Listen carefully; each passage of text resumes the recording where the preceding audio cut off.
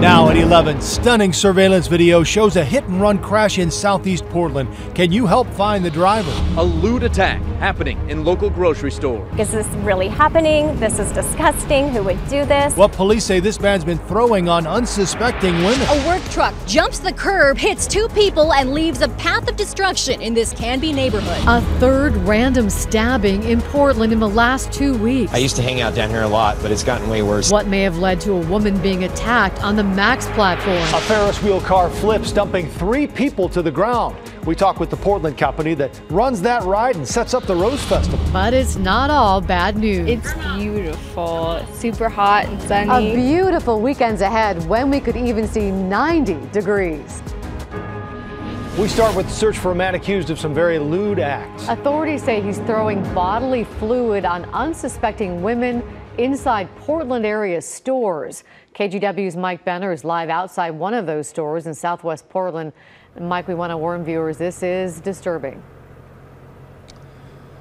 Oh, Laurel, it is very disturbing, but we have to share the story in order to catch the suspect. This Lamb's Thriftway at the corner of Southwest Olson and Garden Home is just one of the places where the man is accused of throwing semen on a shopper.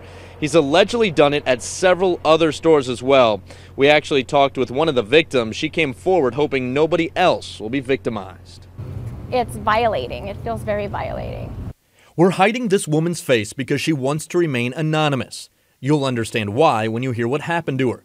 She says on 2 separate occasions while shopping at this Safeway on Southwest Barber, a man threw semen on her. It's creepy. I think you just, at first, you're just like disbelief because you're like, is this really happening? This is disgusting. Who would do this?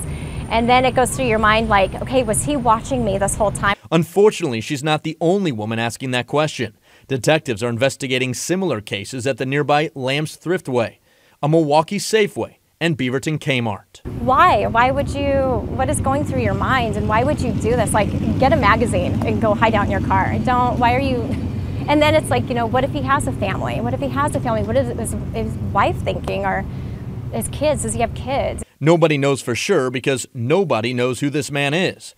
Take a good look at him. Authorities say he's Hispanic, between 20 and 40 years old, short to medium height and build. Here's something else to look at, a 4-door white car. The suspect was driving this during one of the incidents. But my biggest concern, I don't want to do any other, like girls, especially a young girl. That's what gets me fired up. Yeah, in addition to the woman you just heard from, detectives know of at least 3 other victims, but they fear there could be even more women who just don't know they've been targeted. As always, anyone with information about the case should contact the Portland Police Bureau. Back to you. Thanks, Mike. A man is in jail right now and a young woman in the hospital after a seemingly random attack at a Max platform in the Lloyd district. Police say 42-year-old Christopher Woods stabbed the woman near the Max platform at Northeast 11th and Holiday and then took off. They caught up with him across the street near the Doubletree Hotel. Officers arrested him without incident. A witness told us the man was following a group of young women. Then some words were exchanged. A fight broke out and he stabbed one of them. I was not expecting that. I was just looking to go to the square to pick up my 17-year-old daughter and have a nice, beautiful day. It's crazy. I'm always around here, dude. It makes me sad, the fact that I can't even bring my kid just to hang around here and have fun, you know, but it's Portland, what can you do, you know? We've learned the victim is expected to survive. Police say she did not know the suspect. This was the 3rd random stabbing attack in Portland in the last 2 weeks. Last Friday, someone was stabbed in front of the Nines Hotel downtown. And in the most serious attack, Jacob Schroyer was stabbed by a stranger outside his apartment building in Old Town. He died this week from his injuries. Police did arrest a suspect in that case. Photos show a frightening scene in Canby tonight. This is what was left after a work truck hopped the curb and then drove right through front yards and hit 2 teenagers. It happened on the corner of Northwest 2nd and Cedar. The night team's Catherine Cook has the latest. Police say it's remarkable that no one was killed today. Tonight, they're still trying to understand why the driver of that work truck jumped the curb here and drove on the sidewalk for an entire block. And I don't know if this guy had a medical emergency. I have no idea what happened. All Charlene Farrar knows is this work truck jumped the curb in front of her house and hit two teenagers walking on Northwest 2nd and Cedar in Canby. When I came home, there was a little girl, teenage girl, sitting here getting medical assistance and a lot of policemen. Police say the other victim, a teenage male, was airlifted to the hospital with serious injuries. Witnesses say he protected the girl. Pushed her out the way, yeah. Yeah, at first I thought the truck went into the house. Daniel Casterhone plays out here all the time. He says he never takes safety for granted, and this is why. You can still get hit on the sidewalk. You still gotta know your surroundings. After hitting the teens, police say the work truck drove on the sidewalk for an entire block. It hit several cars and pushed these pickup trucks to the side as it barreled through. It hit utility boxes, knocking out power to several neighbors, finally coming to a rest near these train tracks. The driver of that vehicle was possibly unconscious, still behind the wheel. Medics took the driver to the hospital too. Clackamas County's crash reconstruction team mapped out the truck's path, marking evidence and trying to piece together what happened. We do not have a cause. So neighbors like Charlene wait for answers while they count their blessings. I just feel very fortunate that everybody's alive. Police say everyone injured in today's crash should survive. It could be Monday before they release the names of those involved, but they say both victims are students at Canby High School. Back to you. Thanks, Catherine. We have new video tonight that shows the seconds before a man was hit by a car in southeast Portland. That's 45-year-old Theodore Jones crossing the street, and then out of nowhere, a car comes speeding down the road and hits him while he's almost at the other side. This was on Southeast 82nd, just south of Flavel on May 5th. Jones later died from his injuries in the hospital. The suspect was driving a small, dark-colored sedan, which now likely has damage to the hood and windshield. Call Portland Police if you have any information that can help them catch the driver.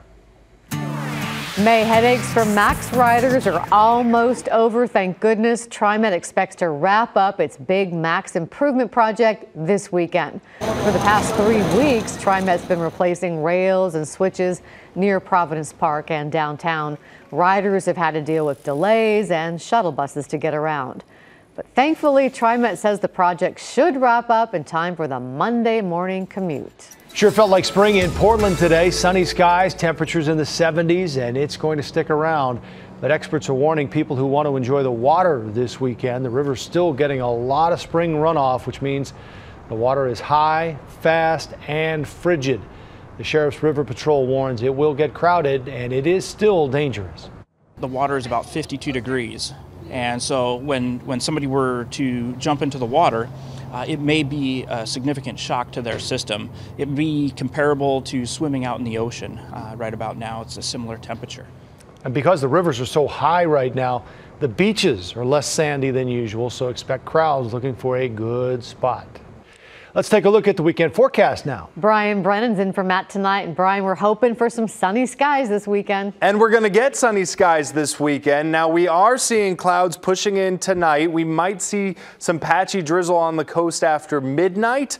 Other than that, though, it starts clearing out. It'll take us some time to get to sun. It might be around 8 p.m. before we see this much clearing going on, but you get the picture. We're gradually getting there. It's going to be a beautiful day across the region. We'll be in the low 70s in the western valleys with more and more sun throughout the day. Low 70s, perfect conditions for a hike through the gorge. And we'll start out chilly in Portland with that potential for patchy drizzle, just 60 or so degrees at noon. And then we top out around 70 degrees with sunny skies in the afternoon. And that's it. After tomorrow, it gets warm to hot. We'll talk about that coming up in about 10 minutes. All right, Brian, thanks. We'll see you in a bit.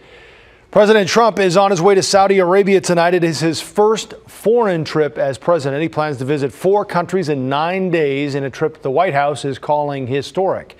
But it comes as 2 major headlines broke in the U.S.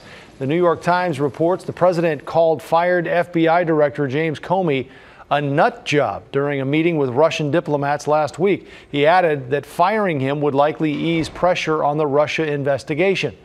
The White House is not denying the article, instead saying repeated leaks to the press are the real national security threat. Meanwhile, as first reported by the Washington Post and now confirmed by NBC News, a current White House official is now considered a significant person of interest in the investigation. We understand that this investigation into Russian meddling in the 2016 election has escalated. You're going to see subpoenas, potential interview requests in the coming weeks. We've also learned tonight James Comey will testify in an open hearing on Capitol Hill sometime after Memorial Day. A 25-year-old Portland man is suing the city after he was stopped by police, questioned, tackled, and detained for 4 hours for what amounted to nothing. Anthony James Allen Jr. was riding his bike home from the New Seasons in Northeast Portland. This was 2 years ago. When he got to his home near 25th Avenue in Sumner, he saw police tape in the neighborhood. Portland police were investigating reports of an African-American man involved in a shooting. Allen claims he told 2 officers he lived there and they told him to get home. But then he says another officer ordered him to stop, screamed profanities, and took him to the ground. Allen was later charged with a misdemeanor of interfering with a police officer, but he fought it in court and was found not guilty. And you have a kid who's on his bicycle, walking his bicycle and holding groceries in both hands, saying, "I live right there." I mean, at that point, what is the purpose of stopping him? What is the purpose of taking him down? What is the purpose of arresting him? Police searched his backpack and only found a Bible. Allen's lawsuit is asking for $475,000. The city will not comment on pending litigation. Next from the night team, an update on what caused a Ferris wheel bucket to flip over and dump 3 people on the ground. It is the same company that runs the Rose Festival rides. Then another scare at the Hanford nuclear plant. A worker gets radiation on their clothes. Plus, the important message behind this fun flash mob at a Portland elementary school.